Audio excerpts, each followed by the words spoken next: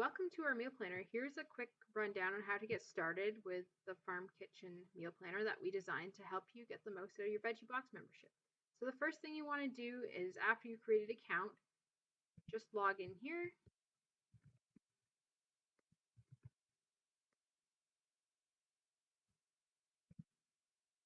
And you should see a page that looks like this. Now, before you start creating a recipe or meal plans, I would suggest going into your profile settings and setting your preferences so that all of your meal plans and recipes will be created according to your personal likes and dislikes. So if you go and click on the smiley face here, you'll get a you'll get a page that looks like this, and click on food preferences, and here you can set all of your food preferences. So I've already set mine, my likes, dislikes, dietary preferences. When you're done, click Save Preferences. So this will autofill on any of the forms whenever you want to create a meal plan or recipe.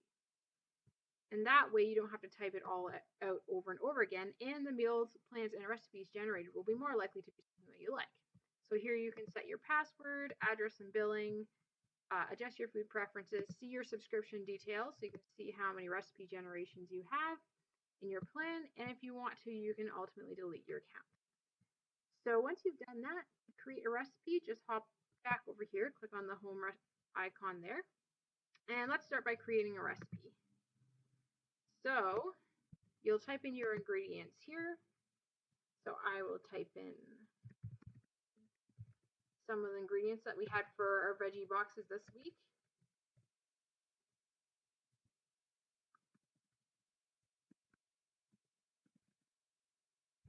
And potatoes.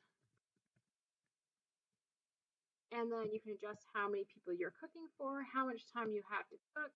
And then here you'll see your likes, dislikes, and dietary preferences have already autofilled. And then when you're ready, just click Generated Recipe. And it'll take about a minute or a few seconds. And there is your recipe.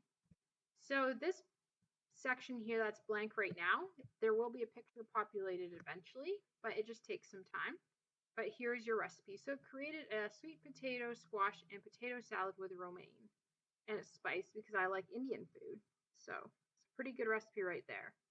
And then if you want to save the recipe, you just click on here, this heart icon, and you can save the recipe. You can view a simple view of it for when you're cooking so you don't have the picture in the way. You can also print it here, the print icon, and you can just print the second page if you just want the ingredients and the instructions. And if you've liked it or saved it with the heart icon, you can view it by clicking on the heart icon in the menu here, and that shows you all of the recipes that you saved. So it keeps them in one spot because there are a lot of recipes in the database. Now, on the My Recipe page, you can also upload a recipe. So this is the heart icon. You can also upload your own recipe. So if you go here, you can upload your very own recipes and you can use those in your meal plans then. Any recipe that you upload will be private only to you. It won't be published on our main page.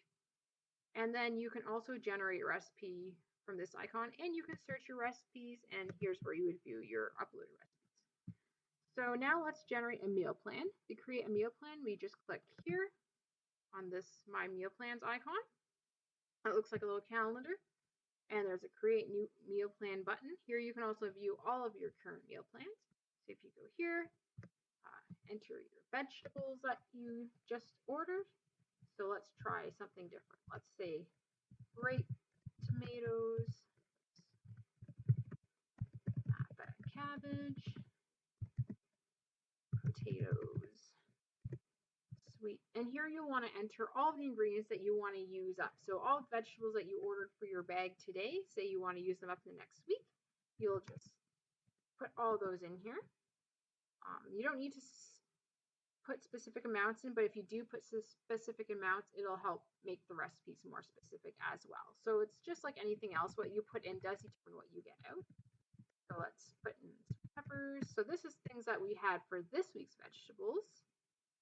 Apple, cabbage, potatoes, sweet peppers, Spanish onion, and then beans. And we'll specify dragon.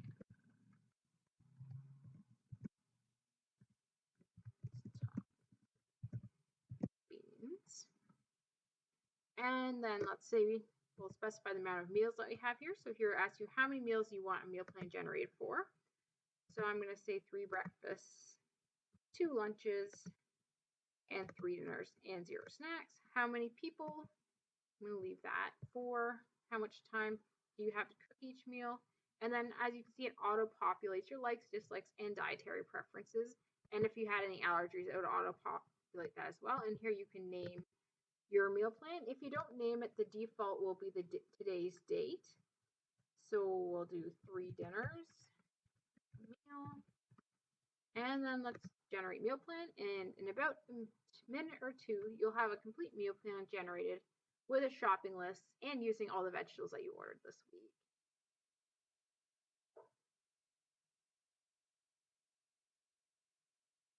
So it does take a couple minutes to generate.